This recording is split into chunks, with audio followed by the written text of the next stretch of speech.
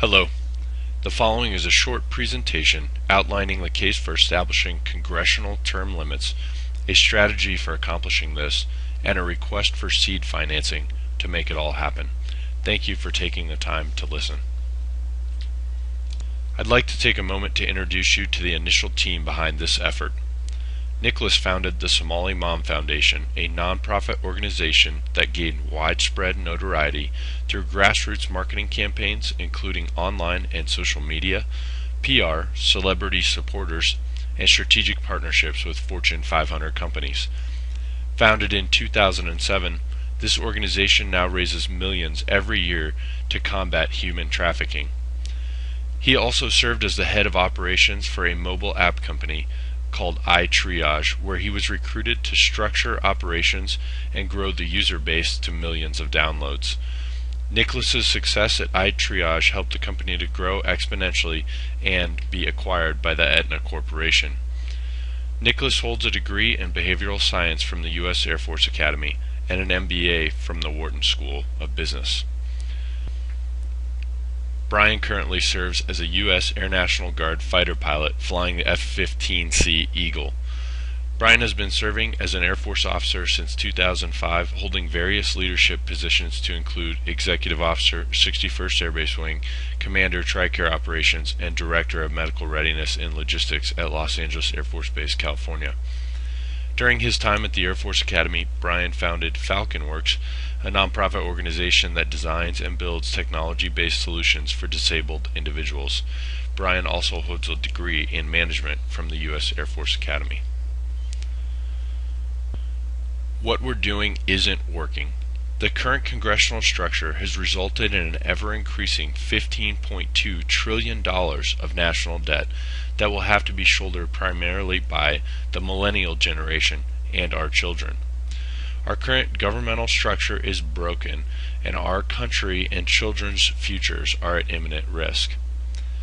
The lack of competition and fresh ideas in Congress is not surprising, considering that we, the American people, have never insisted on congressional term limits and instead continue to put many of the same people back in office, term after term, with no end in sight. The current structure attracts some candidates who want to become career politicians. Once they are in office, campaign finance laws give incumbents a massive advantage, resulting in over a 93% re-election rate, despite the fact that less than 12% of Americans approve of Congress's performance. When being re-elected, the Senate cost an average of $7.5 million in the 2008 election. These candidates have to make many promises to a lot of special interest groups, and that's not helping the average American citizen. Companies, lobbyists, and political action committees, or PACs, spend a great deal of money supporting a candidate who will in turn support them. It's an investment they make knowing that once a candidate is in office, he or she will be there for a long time to come. The solution to many of the issues we've discussed so far is very simple: congressional term limits. We are seeking to create a structure that attracts men and women with strong moral standing who will legislate in the best interests of the United States. A constitutionally limited term for congressmen will provide the platform necessary to attract citizens of high moral standing who will serve their constituents' best interest with a keen sense of stewardship. We believe that term limits will help to build a citizen Congress, decrease incumbent re-election rate, increase voter choice, reduce financial barriers for new candidates, and reduce the corruptive influence of lobbyists in Washington.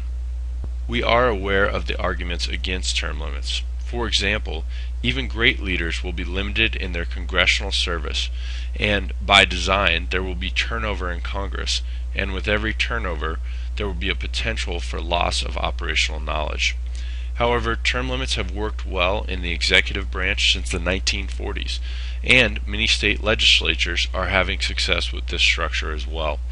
Because there exists a precedent, we believe the arguments against term limits are weak at best. After reading a Rasmussen poll claiming that 71% of Americans favor term limits, we decided to do our own informal poll on Facebook. which resulted in 81% of our millennial friends voting favorably. Most interesting is there is no difference in sentiment based on party affiliation. This is truly a nonpartisan issue. Our founding fathers intended for there to be limited terms in Congress. However, they didn't write this in the Constitution because it was inconceivable at that time that serving in Congress would even be a full-time job. In the early days, congressmen came from their homes and traveled to the Continental Congress for the summer to represent their constituents. After the session was over, they returned home to their jobs and continued their private work. It was truly a sacrifice and an honor to serve in those days. John Adams said, "I am for making terms annual and for sending an entire new set each year."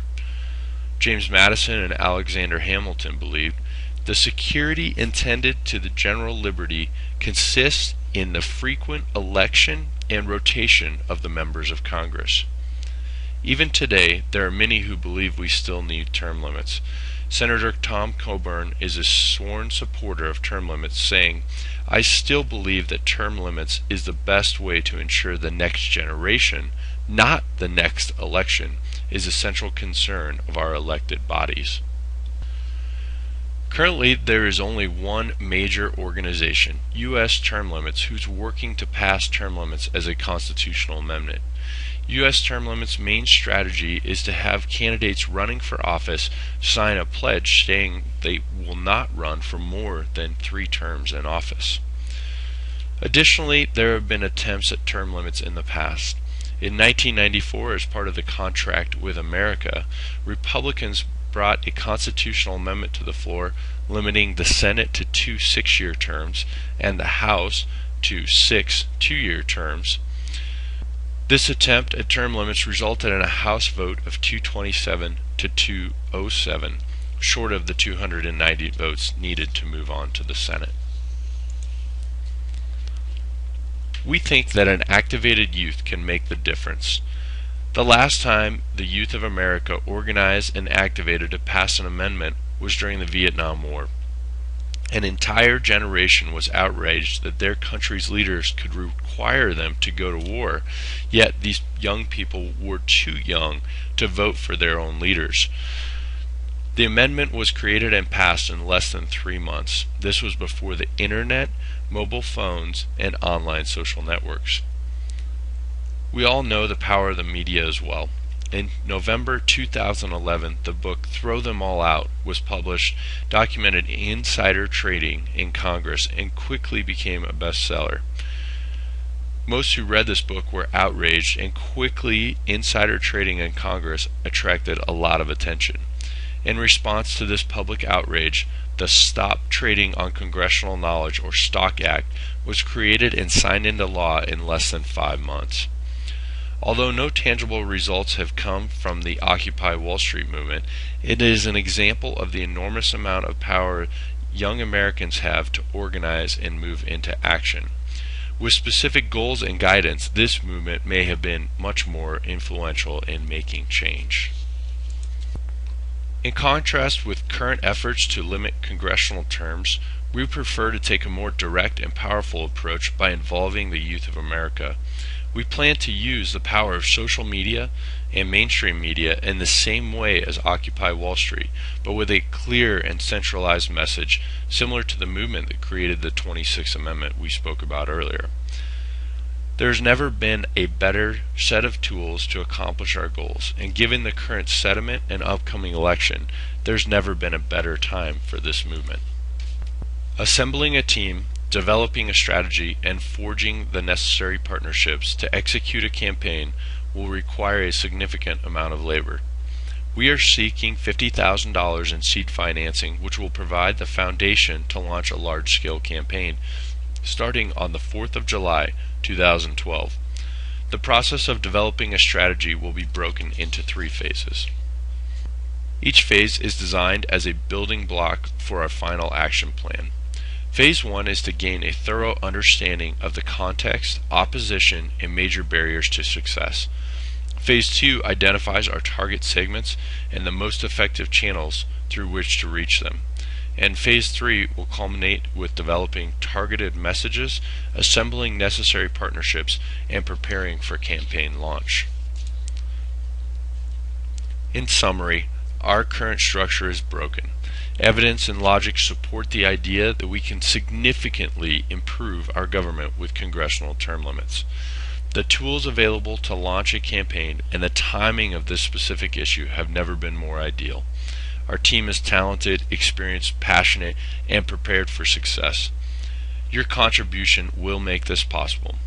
We hope to continue this discussion at your convenience. Thank you for your time.